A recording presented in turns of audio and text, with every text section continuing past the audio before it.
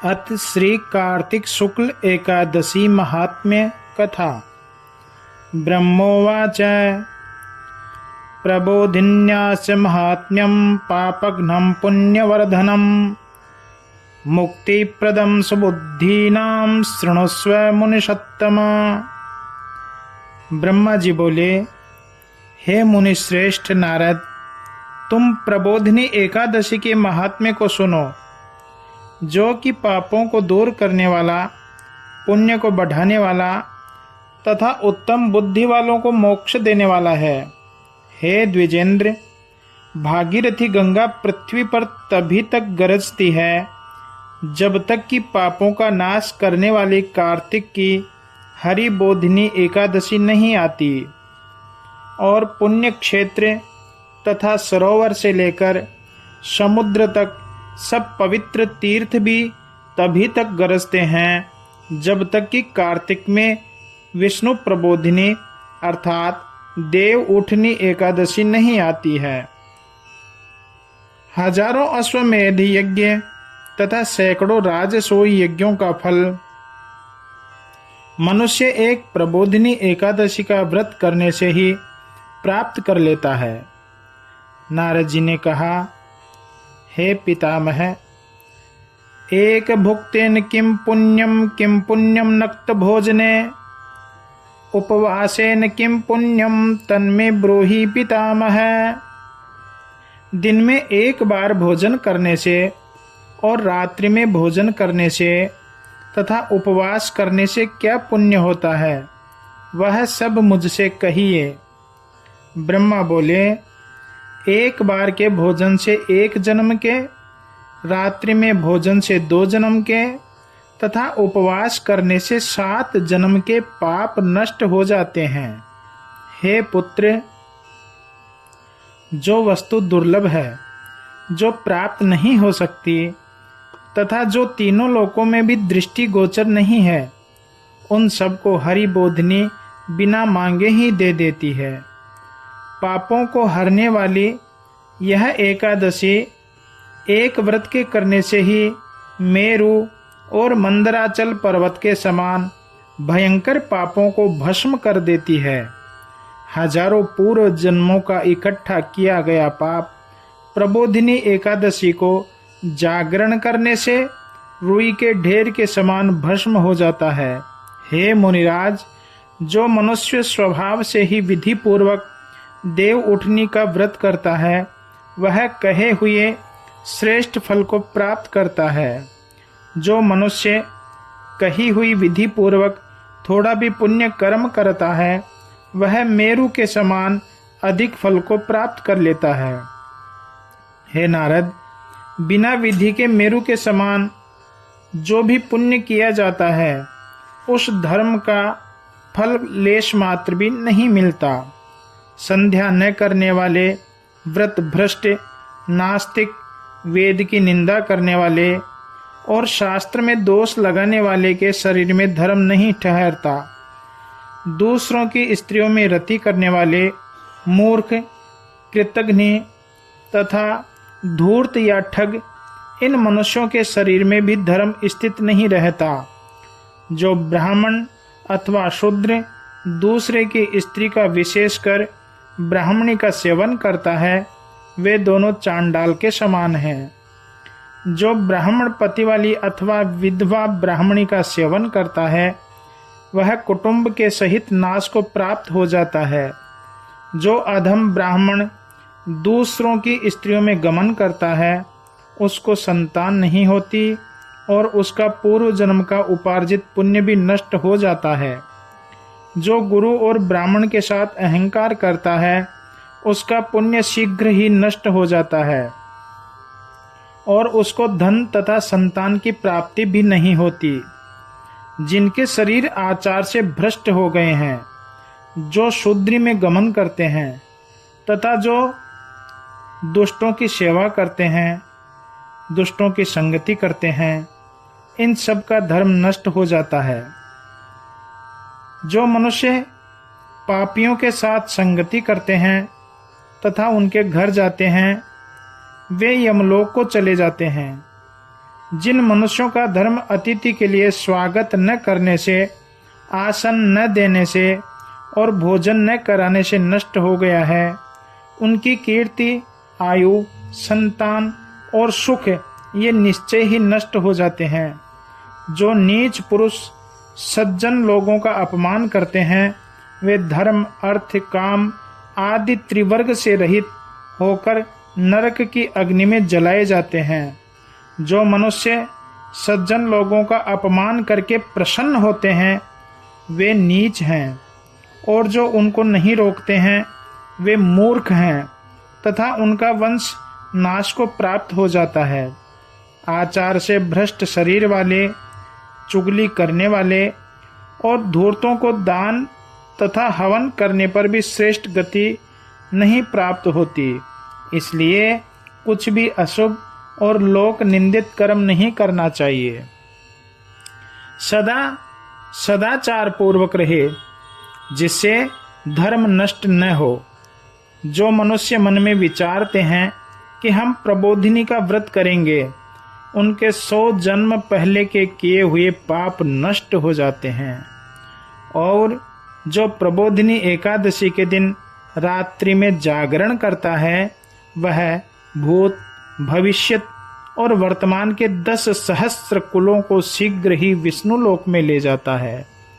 इस प्रकार व्रत करने वाले के पितर विष्णु लोक में प्रसन्नता और अलंकार से युक्त होकर वास करते हैं और पूर्व जन्म के दुष्कर्मों से पैदा हुए नरक के दुखों से छूट जाते हैं। हे मुनि, ब्रह्म हत्यादि घोर पाप करने पर भी जो मनुष्य प्रबोधिनी की रात्रि में जागरण करता है, उसके ये पाप दूर हो जाते हैं। जो सुंदर फल अश्वमेधादि यज्ञों से भी दुर्लभ है, वह प्रबोधिनी के जागरण के अनायास ही मिल जाता है। सब तीर्थों में स्नान करने तथा गौ, सुवर्ण और पृथ्वी का दान करने से भी मनुष्य उस फल को प्राप्त नहीं कर पाता, जिस फल को एकादशी के दिन जागरण करने से प्राप्त करता है। हे मुनिराज, संसार में वही सौभाग्यशाली उत्पन्न हुआ और उसी ने कुल को पवित्र किया है, जिसने कि कार्तिक में प्रबोधिनी का व्रत किया है। जिस प्रकार मनुष्यों की मृत्यु निश्चय है, उसी प्रकार धन नाश भी निश्चय है। हे मुनिश्रेष्ठ, ऐसा जानकर एकादशी का व्रत अवश्य करना चाहिए। तीनों लोकों में जितने तीर्थ हैं, वे सब अच्छी प्रकार प्रबोधिनी का व्रत करने वाले के घर में वास करते हैं। इसलिए सब कर्मों को छोड़कर विष्णु की प्रसन्नता के लिए कार्तिक के महीने में उत्तम हरिबोधिनी अर्थात देव उठनी एकादशी का व्रत करना चाहिए। वही ज्ञानी है, वही योगी है, वही तपस्वी है और वही जितेंद्रिय है तथा उसी का भोग और मोक्ष है जो हरिबोधिनी का व्रत करता है। यह एकादशी विष्णु को अतिशय प्रिय है और धर्म तत्व को देने वाली है। इसका एक बार ही व्रत करके मनुष्य मोक्ष को प्राप्त करता है। मनुष्य प्रबोधिनी का व्रत करके जन्म मरण के फिर गर्भ में प्रवेश नहीं करता। हे नारद, इसलिए सब धर्मों को छोड़कर इसका व्रत करना चाहिए। जो पाप मन, कर्म और वचन से इकट्ठा किया है, उसे गोविंद भगवान प्रबोधिनी की रात्रि में जागरण करने से ही दूर कर देते हैं। प्रबोधिनी एकादशी के दिन भगवान के निमित्त मनुष्य जो स्नान, दान, जप और होम करता है, वह अक्षय अर्थात उसका नाश नहीं होता, ऐसा हो जाता है। जो मनुष्य प्रबोधिनी एकादशी के दिन भक्ति के साथ माधव भगवान की पूजन करते हैं तथा व्रत करते हैं, वे 100 जन्म के पापों से छूट जाते हैं। यह महाव्रत पापों के समूह को नष्ट करने वाला है। इसलिए विष्णु के उठने के दिन विधि पूर्वक व्रत करे। मनुष्य इस प्रबोधिनी के व्रत से जनार्दन भगवान को प्रसन्न करके सब दिशाओं को प्रकाशित करता हुआ विष्णु के धाम को जाता है। हे मनुष्यों में श्रेष्ठ, कांति चाहने वाले मनुष्यों को कार्तिक के महीने में द्वादशी युक्त एकादशी का व्रत यत्न पूर्वक करना चाहिए। बाल्यावस्था में, युवावस्था में तथा वृद्धपन में जो 100 जन्म के पाप इकट्ठे हो गए हों, वे थोड़े ही या बहुत हो, जो पाप शुष्क, गीला और छिपाने के योग्य है, उसको मनुष्य भक्ति पूर्वक गोविंद भगवान की पूजन करके दूर कर देता है।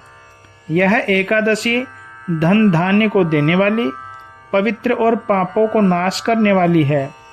इसका भक्ति के साथ व्रत करने पर संसार में कोई वस्तु अप्राप्य नहीं है। चंद्रमा और सूर्य के ग्रहण में जो फल कहा है, उससे 1000 गुना फल प्रबोधिनी एकादशी के जागरण से मिलता है। प्रबोधिनी के दिन स्नान, दान, जप, होम, स्वाध्याय और भगवान का पूजन करने से करोड़ गुना फल अधिक प्राप्त होता है। प्रबोधिनी का व्रत किए बिना मनुष्य का जन्म भर का किया हुआ पुण्य वृथा होता है। जो मनुष्य विष्णु भगवान का नियम व्रत किए बिना कार्तिक के महीने को व्यतीत करता है, वह जन्म भर के इकट्ठे किए हुए पुण्य को फल नहीं पाता है। इसलिए तुमको यत्न पूर्वक सब कामनाओं के फल को देने वाले जनार्दन भगवान का पूजन करना चाहिए।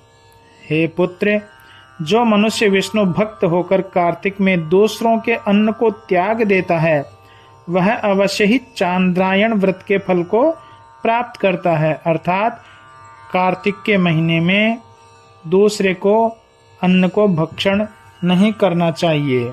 कार्तिक मास में मधुसूदन भगवान यज्ञ और हाथी आदि के दान से उस प्रकार प्रसन्न नहीं होते हैं जैसे कि शास्त्र और कथाओं को कहने से प्रसन्न होते हैं। जो मनुष्य कार्तिक मास में विष्णु की कथा का एक श्लोक या आधा श्लोक ध्यान पूर्वक कहते या सुनते हैं, उन्हें 100 गोदान का फल प्राप्त हो जाता है। कार्तिक मास में सब धर्मों को छोड़कर मनुष्यों को मेरे आगे शास्त्रों का अवधारण और श्रवण करना चाहिए। जो मनुष्य कार्तिक मास में विष्णु की कथा को कल्याण या लोभ की बुद्धि से करता है, वह अपने सैकड़ों कुलों को तार देता है। जो मनुष्य नित्य शास्त्रों के पठन पाठन से कार्तिक मास को व्यतीत करता है, वह सब पापों को जलाकर 10,000 यज्ञों के फल को प्राप्त करता है। जो पुरुष विशेष करके कार्तिक मास में विष्णु की कथा को नियम से सुनता है, उसे 1000 गौ दान का फल मिलता है। जो प्रबोधिनी के दिन विष्णु भगवान की कथा को कहता है, वह सप्तद्वीप से युक्त भूमि दान के फल को प्राप्त करता है। जो विष्णु की सुंदर कथा को सुनकर अपनी शक्ति के अनुसार कथावाचक का पूजन करते हैं, उनको भगवान का सनातन लोक मिलता है। इस प्रकार ब्रह्मा जी के वचन सुनकर नारद जी फिर कहने लगे।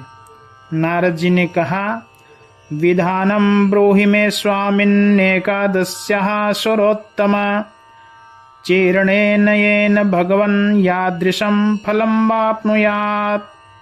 हे स्वामिन, हे देवश्रेष्ठ, मुझे इस एकादशी का विधान बतलाइए, जिसके करने से हे भगवान ऐसा फल प्राप्त होवे।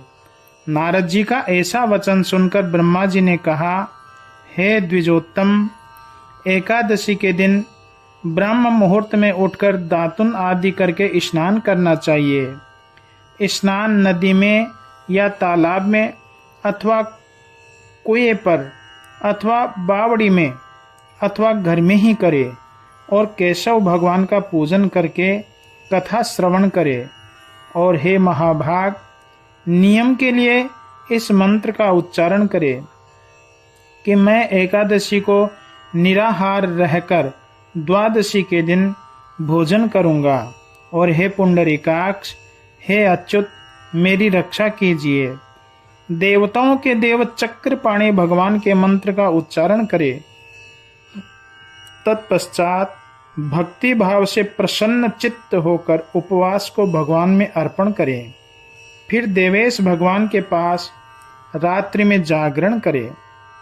हे मुने, जो प्रबोधिनी के दिन नृत्य, गान, वाद्य और कृष्ण की कथा को करता है, वह पुण्यात्मा तीनों लोकों के ऊपर स्थित रहता है। कार्तिक में एकादशी के दिन बहुत से फूल, फल, कपूर, अगर तथा केसर से भगवान की पूजन करनी चाहिए। और एकादशी के आने पर कृपणता अर्थात कंजूसी नहीं करे।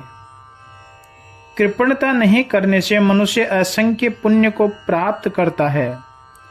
प्रबोधिनी एकादशी को जागरण के समय अनेक प्रकार के सुंदर फलों से पूजा करे और शंख में जल भरकर जनार्दन भगवान को अर्घ्य देवे।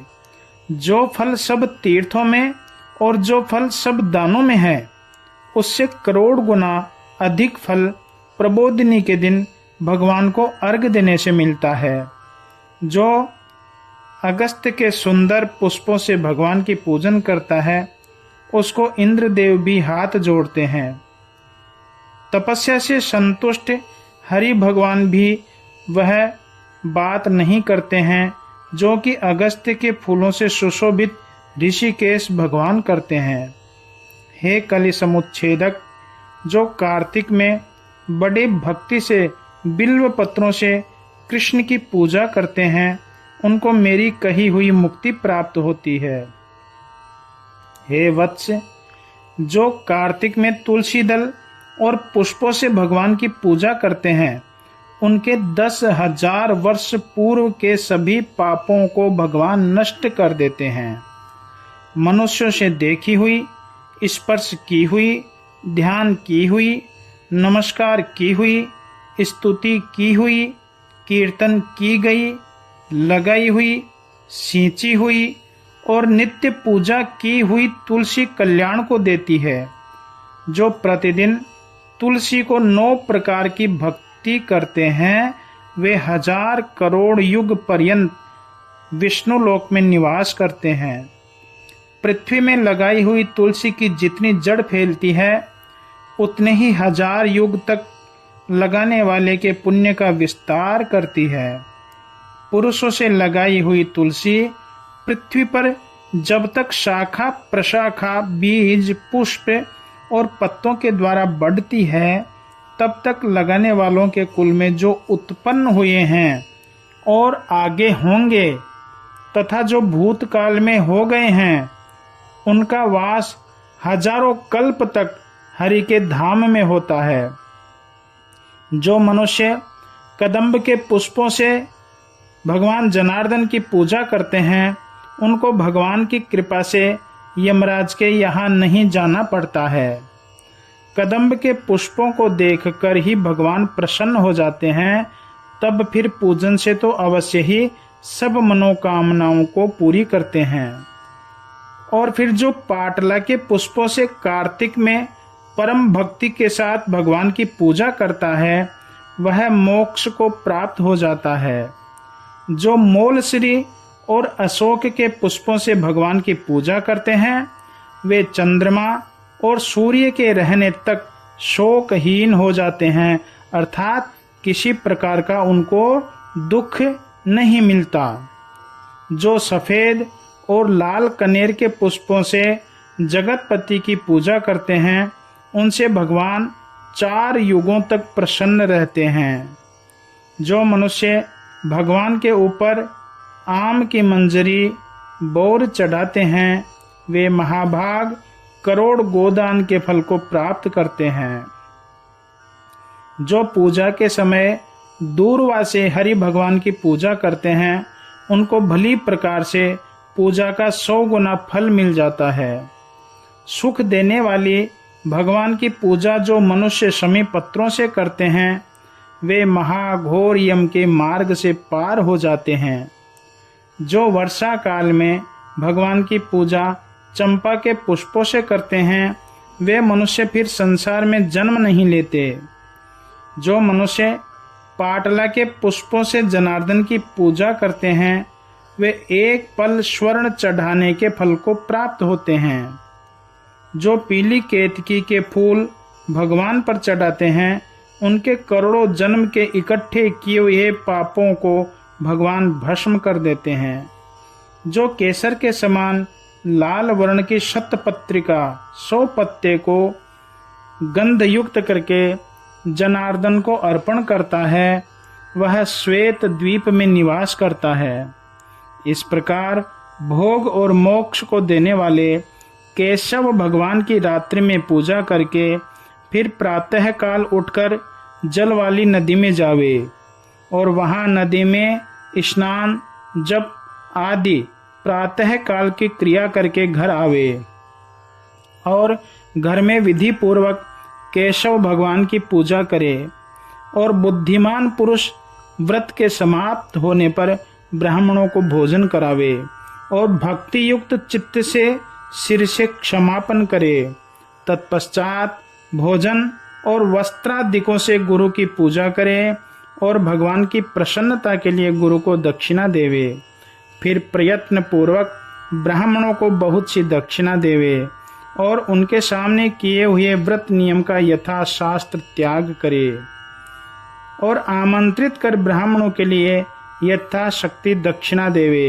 हे राजन, रात्रि में भोजन करने वाला मनुष्य श्रेष्ठ ब्राह्मणों को भोजन करावे और अयाचित व्रत में सुवर्ण सहित बलवान बैल का दान करे और 4 महीने मांस न खाने वाला मनुष्य दक्षिणा सहित गौ का दान करे। आंवलों से स्नान करने वाला मनुष्य दही और शहद का दान करे और फलों के नियम में फलों का ही दान करे। तेल के स्थान में घी का दान और घी के स्थान में दूध का दान करे तथा धान्य के व्रत में चावलों का दान करे।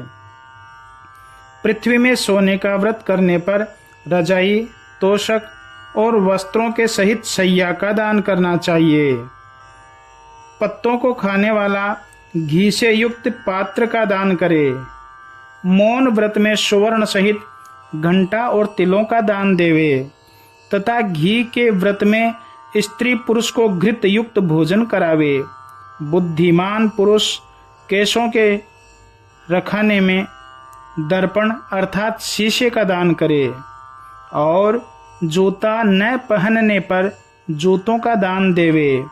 नमक के छोड़ने पर खांड का दान करे और जिसने नित्य विष्णु या देव स्थान में दीपक जलाया हो वह व्रत के संपूर्ण होने के लिए विष्णु भक्त के लिए घृत सहित तांबे या सोने का दीपक बत्ती बनवाकर दान करे। जिसने 1 दिन के अंतर से व्रत किया हो वह 8 कुंभ अर्थात कलशों को वस्त्र और सुवर्ण से सजाकर दान करे। यदि कही हुई विधि के अनुसार वस्तुओं का अभाव हो तो व्रत के संपूर्ण होने के लिए ब्राह्मणों का आशीर्वाद लेवे। तत्पश्चात नमस्कार करके ब्राह्मणों को विदा करे। फिर आप भोजन करें और चातुर्मास्य में जिस वस्तु का त्याग किया हो उसका ग्रहण करे। जो चतुर मनुष्य इस प्रकार करता है वह अनंत फल को प्राप्त होता है और अंत में विष्णु लोक को जाता है। जो चतुर्मास के व्रत को निर्विघ्न पूरा करता है, हे युधिष्ठिर, वह कृत्य होकर फिर जन्म नहीं लेता। हे राजन, इस प्रकार करने से व्रत पूर्ण हो जाता है। यदि व्रत भंग हो जाए तो व्रती अंधा या कोढ़ी होता है। हे युधिष्ठिर, तुमने मुझसे जो व्रत पूछा था वह सब मैंने तुमसे कह दिया। इसके पढ़ने और सुनने से मनुष्य गोदान के फल को प्राप्त होता है। ओ मंगलम भगवान विष्णुर्मंगलम गरुड़ध्वज मंगलम पुंडरीकाक्ष मंगलाय तनो हरि। बोलिए श्री विष्णु भगवान की जय। श्री तुलसी महारानी की जय।